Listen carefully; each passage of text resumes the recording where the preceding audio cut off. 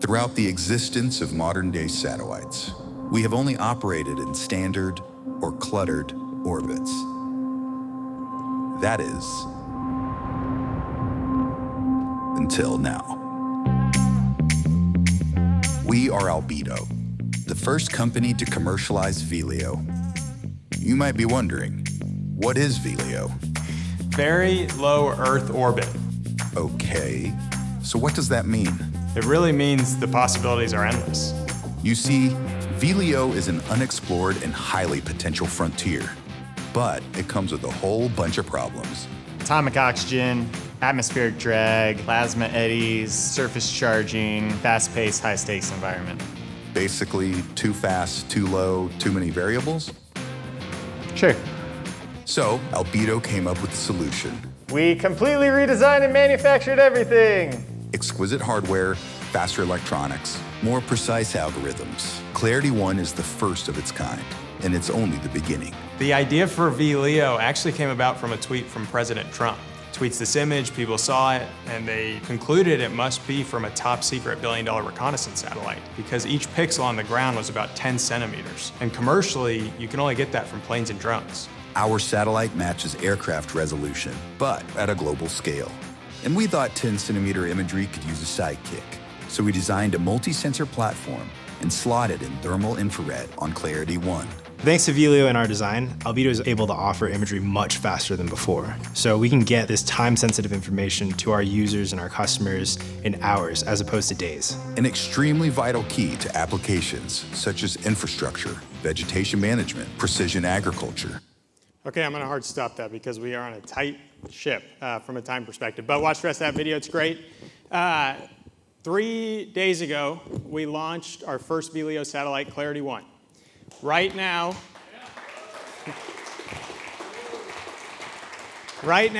literally right now in this moment, we are in the middle of a 3-minute ground station contact where we are commissioning or sending dark pixels through the payload electronics, which is a commissioning milestone that internally we did not estimate would happen until 10 days from now. So needless to say, we are ripping through commissioning, our mission ops team is crushing it, and things are going well. If that epic deployment video didn't do it for you, I'm also sweating up here in my launch jacket, so proof that we launched. This mock-up here is almost as big as the real thing, and shout out to the crew that brought this out. It's a big satellite. The upper 2/3 of that are the payload volume, where we currently have our telescope and sensors on Clarity One. And then the bus precision we designed and built in-house for the demanding VLEO environment. And one real quick thing, we will have about 2 months that it will take for us to get from LEO to VLEO after we get through this commissioning. We'll pop the lens cap and get that first pristine picture. So we built the bus in-house. These solar arrays we build with very special coatings, surface treatments, and closeouts to mitigate the degradation from the atomic oxygen found in VLEO. We also leverage the highest efficiency solar cells to compensate for the power loss that we get by keeping those solar arrays body mounted. Basically, everything you see that you can't see on the back is covered in solar arrays, but they don't deploy out like traditional satellites, as we need a really slick cross-sectional area to rip through the atmospheric drag found in VLEO. We also have a ton of mass packed in there, and that further optimizes the ballistic coefficient. And with those 2 Hall effect thrusters that you see there on the bottom and the onboard xenon we have at launch, we are able to maintain an average 5-year mission life in VLEO, which fluctuates with the 11-year solar cycle. In contrast to the approach that China is taking for VLEO, where they are putting up small satellites with small optics that won't last very long and can't get very good data, we are exploiting this new frontier of VLEO to unlock 2 things that have previously been mutually exclusive: exquisite capabilities and low-cost satellites. Said another way, Albedo's architecture enables the inevitable platform shift to resilient, proliferated architectures, but without compromising on exquisite ISR capability. Really, the hardest part of that exquisite VLEO architecture is where our bus got its name: precision.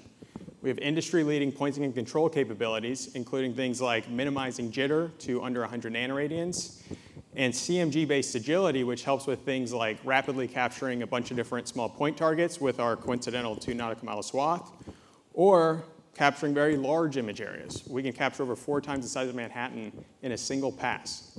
These are things that are already hard in LEO with a big telescope, and then in VLEO, where the satellite's moving faster around the Earth's rotation beneath it is moving faster relative to that, and the torques from the atmosphere are building up momentum faster, everything kind of dials up and makes that problem a lot harder. We've taken a holistic approach to our architecture by developing both the ground segment and the space segment in parallel from day one. You can create a ton of leverage when your trade space includes both of those. Our early customers, once Clarity One is ready to begin commercial operations, will integrate and order through our API.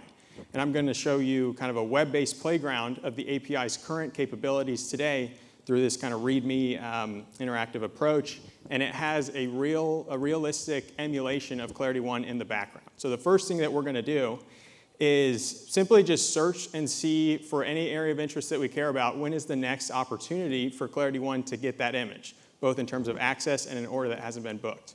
We are going to use an airbase in Libya, and here we see it spits out. There's an opportunity coming up tomorrow and on Wednesday. So let's go ahead and order that. This is also a feature that's not very common today with satellite companies, which is surprising. But we're going to drop that same AOI in. This is Saba Air Base in Libya. It's a known site for foreign military activity, but it's not a super high priority, so it's probably not high up on the NTM priority list. We just submitted that order. It's a relatively small base, so we're going to use our minimum image size to capture that, which is a 1 kilometer circle. And we're also going to co-capture the infrared, so that will be $625 for that image. If we had, for example, wanted to see inside an airplane hangar, we've got this set of kind of expert level features and constraints we can put on that order. So if we had wanted to do that, we would have put a 45-degree elevation angle constraint in there. Our order is confirmed. It's locked in. We have a first in, first out model, so this is not going to get bumped, and we can check back later and check kind of cloud estimates and if weather estimates have changed. So now let's fast forward to tomorrow and see what's going to happen in space. This is a engineering simulation of a full orbit of Clarity, 90 minutes, so it's sped up very fast.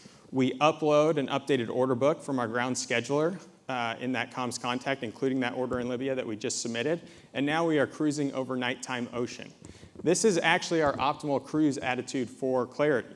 We want to minimize the exposure of the atomic oxygen into the open aperture on the optics, and we have that wedge-shaped front into the wind, which has benefits for the coefficient of drag. We've actually invented a new geometry at Albedo that we call the Beto gun. Now that we're entering morning time, we generate some power so that we can turn on the thrusters for a few minutes of orbit maintenance. And now we're going to really carb load on power in preparation for these imaging activities over Africa. So we're going to start with a port in South Africa, a power substation in Johannesburg, mining operations in Botswana, border security in Zimbabwe, deforestation in the Congo Basin, a rebel camp at the CAR border, a refugee crossing in South Sudan, a weapons convoy in Darfur, some action on the Chad-Libya border.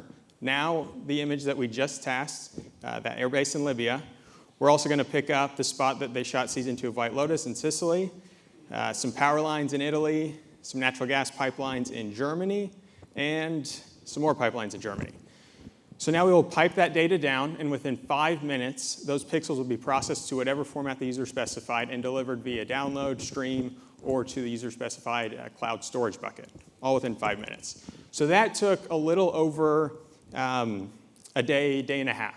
Best case, if we've been pinging that access opportunity API, we could have realized an opportunity right before the ground station contact, and then it would be about an hour. Eventually, as we launch more satellites, the average gap time will come down. With one satellite, it's about 3.5 days. And then when we add optical relays, that latency will go from that kind of hour on average closer to a few minutes. Let's see what we got. So this is simulated imagery.